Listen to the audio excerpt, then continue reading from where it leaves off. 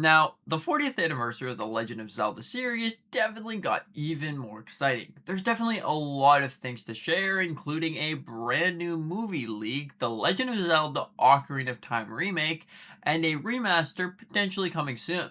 So what's going on, everyone? How's your day going? Let's get straight into the video.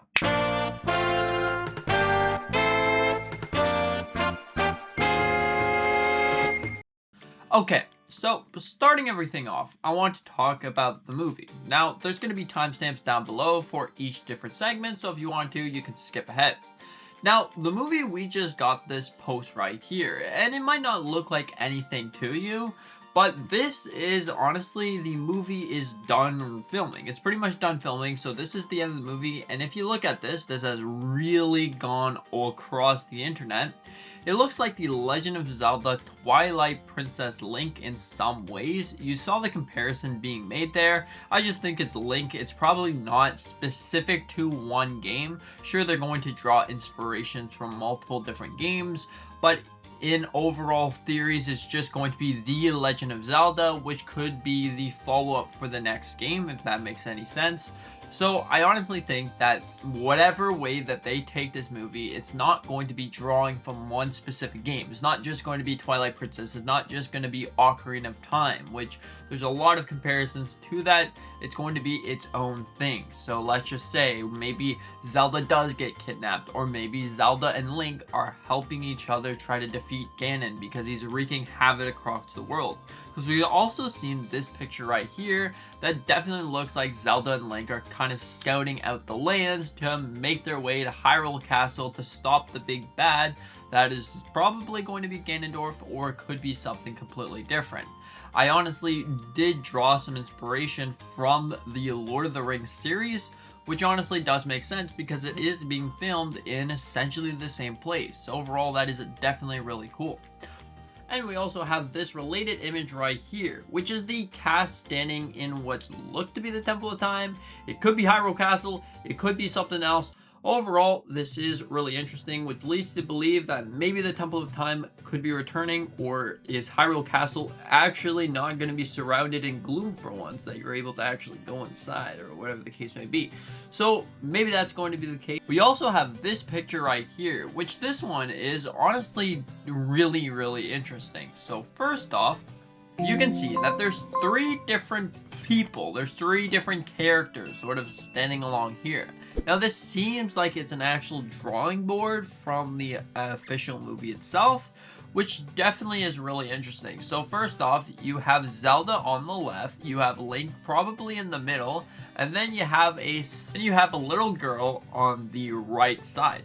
So honestly, this is really interesting because there's definitely a lot of comparisons to, okay, this is Zelda from Breath of the Wild. Okay, this is Link from Ocarina of Time because he's holding one of the sacred stones. And then we got the girl. Who is that? Now, this could be Marie. I forget her name, but it's on screen right now, from the Kokiri Forest. Or this could be sort of Link's sister from The Legend of Zelda Wind Waker. Now that has been made, that those have been pointed out in a lot of different ways. So that's what it could be. But then also, I have a thought, I have a theory on what if it's just a brand new person. It's just a brand new person that maybe it's like a human person from not Hyrule but somewhere else. Or maybe it is a Hyrulean, kind of like Zelda. Maybe Zelda has a sister now, and this is where they could explore deeper into this with the next Legend of Zelda game. Because there's a lot of theories and thoughts that have been made that once we see the Legend of Zelda movie, well then there's going to be the next Legend of Zelda game that could be revealed and is going to be very based onto this, because we've seen in the past that Nintendo will do like a movie or whatever the case may be. They'll make something and then they'll be like, okay, there's a game that follows up this in some way. So overall, this is really interesting. Okay, so now we're gonna jump right over to the Legend of Zelda Ocarina of Time remake. Now honestly, we've been getting so many leaks and rumors about this, and right now, sticking towards the rumor side, there's definitely a lot of thoughts on where the Legend of Zelda Ocarina of Time could generally go. Is it going to stay the same, or is it going to be different in a lot of ways? Now, first off, the leaks that we've been getting so far are actually saying that we are going to be sticking like closer to the original, but that doesn't mean that we can't see some change in some ways. Now, I honestly think that some change in Ocarina of Time would be pretty cool, but keeping it at the base level of pretty much The Legend of Zelda is where it's pretty much at. Because there's definitely a lot of complaints of The Legend of Zelda Breath of the Wild and Tears of the Kingdom, saying that it's not an actual Legend of Zelda game, the open world ruins everything.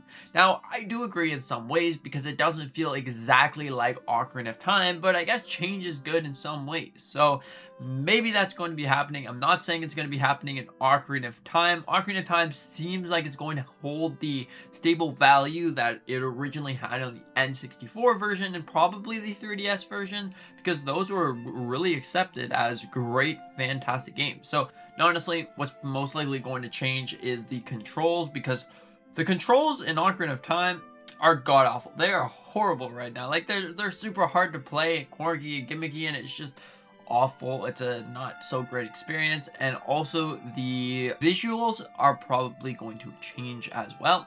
Now, there's been a lot of thoughts and potentially rumors, maybe leaks, about how the open world, how they're going to do Hyrule Field. Because if you remember inside the original game, Hyrule Field was sort of like a barren wasteland. You really walk around and yep, you pretty much come to a halt.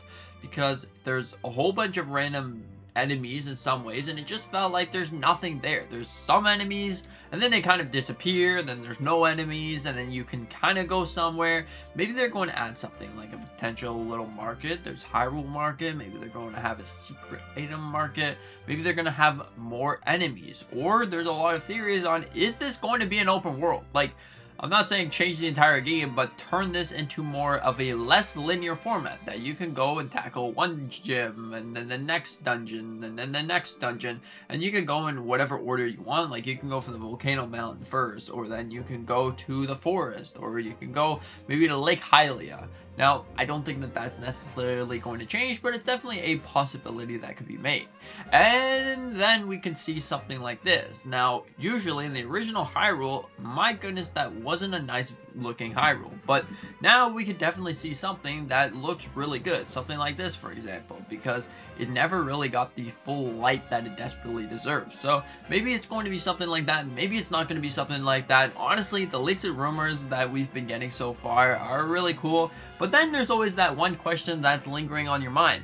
So I hope that this isn't a false. I hope that Nintendo is not just baiting us to see where the leaker, the hacker is inside of Nintendo as a whole. Yeah, that definitely could happen, but we're gonna have to see, because it would be really, really weird if they just don't do Ocarina of Time. Ocarina of Time is a system seller. It really is. Ever since it released in 1998, it was a system seller then, and it's a system seller now. So they can definitely bring it back for something great. And also, with Ocarina of Time potentially being a false leak, potentially being a rumored, it would be so silly if they just don't do anything, because just look at Ocarina of Time. There's a lot of Legend of Zelda fans that want to see this return, and what better way to see the Nintendo Switch 2's power than this? Because the reason why Breath of the Wild and Tears of the Kingdom were sort of, I guess, harder to run, they did look good, but there was a little bit of frame drops and stuff. I didn't really notice it, but then there's a lot of people in the community that did notice it. It's because it was open world. You pretty much have to render and load half the things in so then you can see it. Since Ocarina of Time is a sort of linear game, you can really make the art as good as you want it to do, with really great sort of actions and really great like visuals and characters and stuff like that. So yeah, I think that it's going to look good. If it really does happen, I think it is going to happen, and if we get a Nintendo Direct, it's probably going to be revealed in that Direct for more like a November launch or something like that. Okay, so moving over to the next part of the 40th anniversary. We know that there's going to be something to do with a remaster. Now, this could be Ocarina of Time. This could very well be, but it seems Ocarina of Time is going to be just a remake. So once we got that out of the way, it's going to be a remake. What could be next? Now, there's been a lot of leaks. We've been getting these leaks for, I would say, about 6 months, maybe a year now.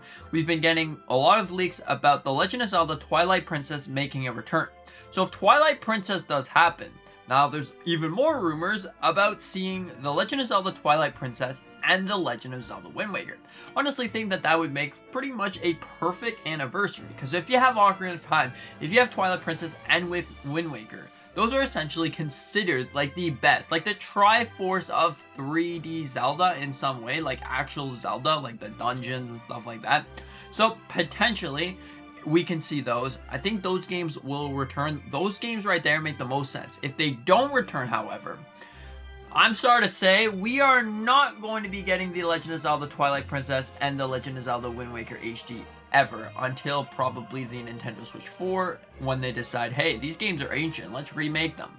Maybe that's going to happen, maybe that's not going to happen, but overall, the point is, I think that these games are going to be happening. They're going to be getting a re-release, a remake, whatever, and then we're going to be seeing something else. So, anyways, thank you so much for watching. I hope that you enjoyed. I hope that you're excited for the 40th anniversary of the Legend of Zelda series, because I am really excited for this. There's so many things to be excited for.